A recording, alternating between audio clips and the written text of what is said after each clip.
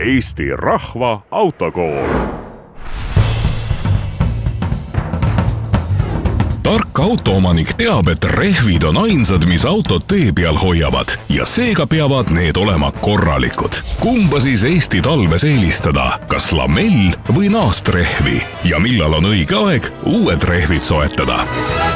Üks variant on pöörduda rehvi töökotta, kes rehve vahetab ja rehvinusega tegeleb, kes kindlasti oskavad adekvaatselt nõu anda. Või teine variant, lihtsate vahenditega ise mõõta rehvi musti sügavust. Need kõik on kaubandusvõrgus ka saadaval. Antud juhul siis talve rehvi musti sügavus on 9,54 mm. See on siis tuttuuel rehvil.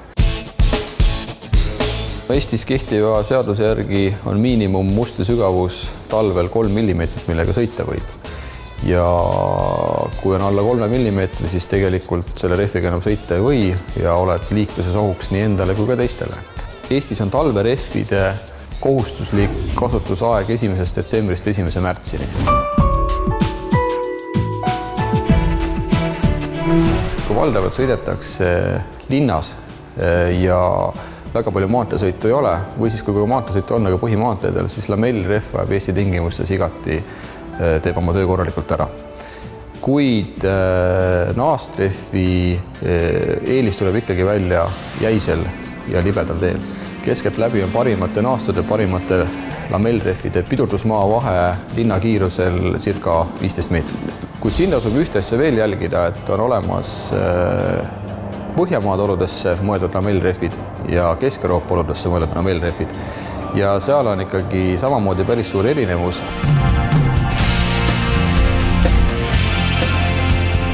Protekteeritud rehv on siis maakeeli öelduna taastatud rehv. Ka Eestis tegutsevad 2 protekteerimistöökoda, kes on sõiduautorehvidele spetsialiseerunud.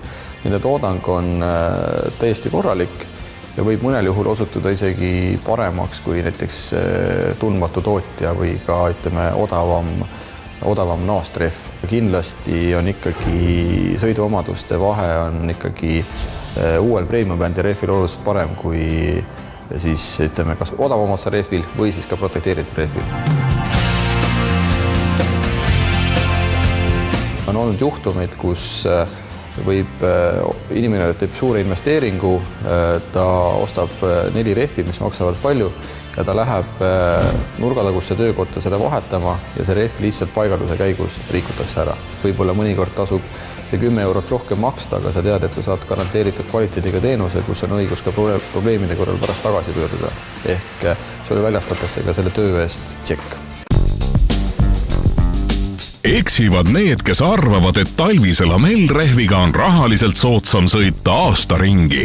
Esiteks on talvine lamell oma sõiduomadustelt ette nähtud talvistesse oludesse. Ja teiseks kulub see suvel kuival asfaldil sedavõrd kiiresti, et suurema läbisõidu juures peate igal aastal talve saabudes uued ostma ja mingit rahalist kokkuhoidu ei olegi. Tarbija lõpuks ikkagi ise otsustab, et kuidas see majanduslikud võimalused on. Eesti praktika näitab siiski seda, et talvisel ajal ostetakse päris palju kallimatsa rehve, sest tarbijale on kuidagi usaldus tekkinud just selle premium brändi vastu. Et see on meie tähelepanekud, mis me oleme teinud siin rehvi kontrollides. Vanadest rehvidest tehakse mitmeid kasulikke tooteid. Eriti populaarsed on laste mänguväljakute kummikatted. Samuti toodetakse rehvidest lõhkamismatte ja isegi õli. See on üks Rehviliidu põhitegevusalasid, kus me siis oleme organiseerinud üleriigiliselt tänaseks päevaks ligi 90 kogumispunkti, kus on võimalik vanu rehve tasuta ära anda.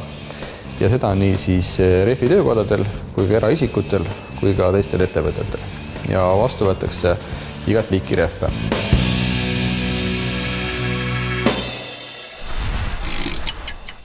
Terveks eluks vajalik.